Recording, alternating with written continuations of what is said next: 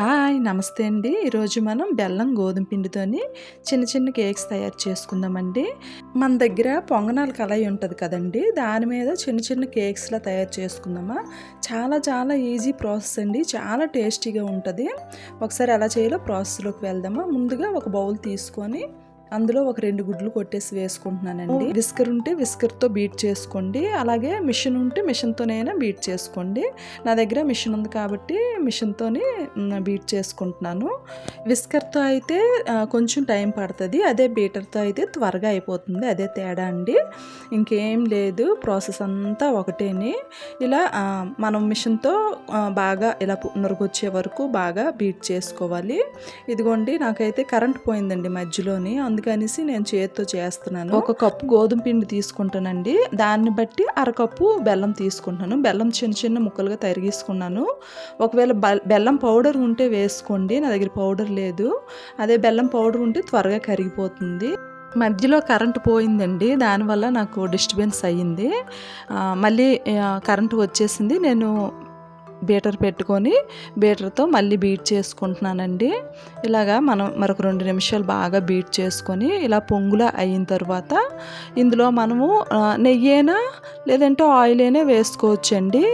నెయ్యి అయితే కరిగించి వేసుకోవాలి, ఆయిల్ మామూలు ఫ్రీడమ్ ఆయిలే వేసుకుంటున్నాను.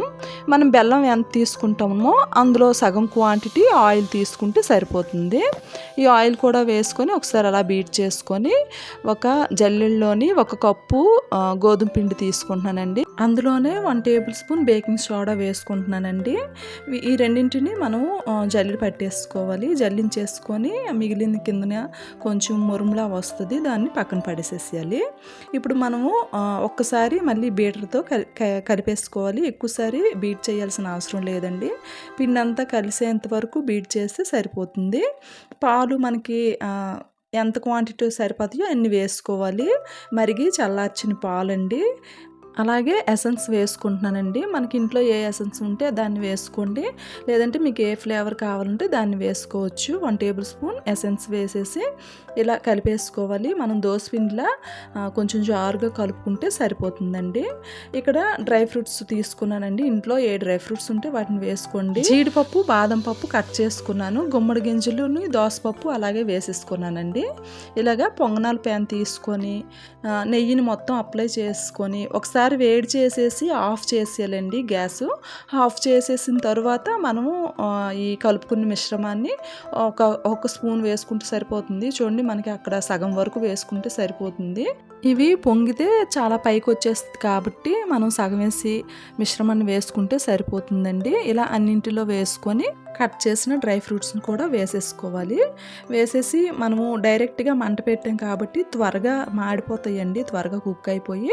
మనం చూసుకోవాలి వెంటనే ఎక్కువ టైం వదిలే కన్నా ఒక 2 నిమిషాల్లో అయితే మనకి కుక్ అయిపోతుంది. సిమ్లో పెట్టాను, అయినా చూడండి ఇలా కుక్ అయిపోయింది. అందుకే స్టవ్ ఆఫ్ చేసేసి మూత పెట్టేస్తే మిగిలింది కుక్ అయిపోయింది.